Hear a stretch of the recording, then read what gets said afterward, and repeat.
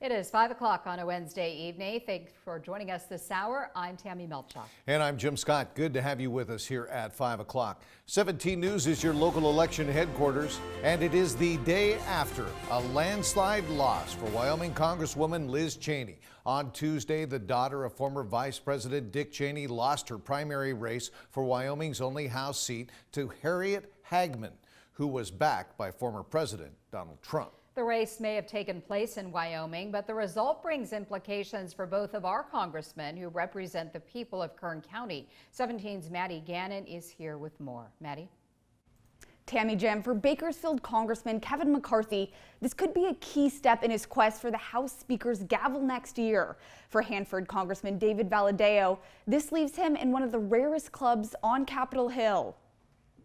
Harriet Hagman has received the most votes in this primary. She won. Tuesday night, GOP Representative Liz Cheney conceding defeat to Harriet Hagman. A result over 1,100 miles away that could be felt right here in Kern County. I think her whole focus has been different. For Bakersfield Congressman Kevin McCarthy, it's the culmination of a tumultuous 18 months with the Wyoming Congresswoman. Her whole focus has been against one individual, whether she has information or not, instead of focusing on her district itself. One-time allies and fellow House Republican Party leaders.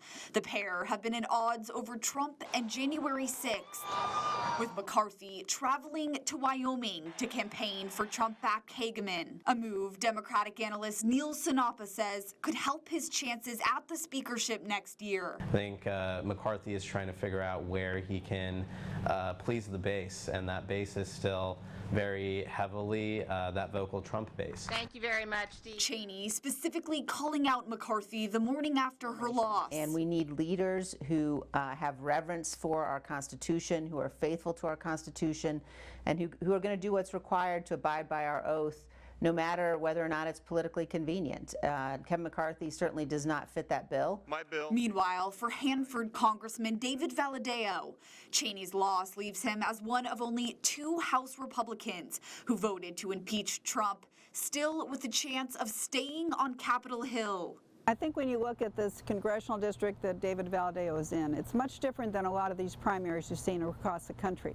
Republican analyst Kathy Abernathy notes the blue-leaning makeup of Valadao's district makes his case different than the 8 others who have either retired or lost their primary races.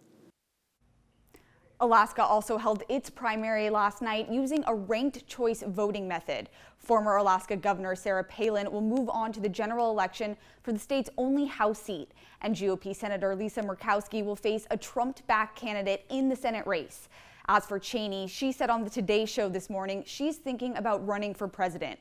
In studio, Maddie Gannon, 17 News.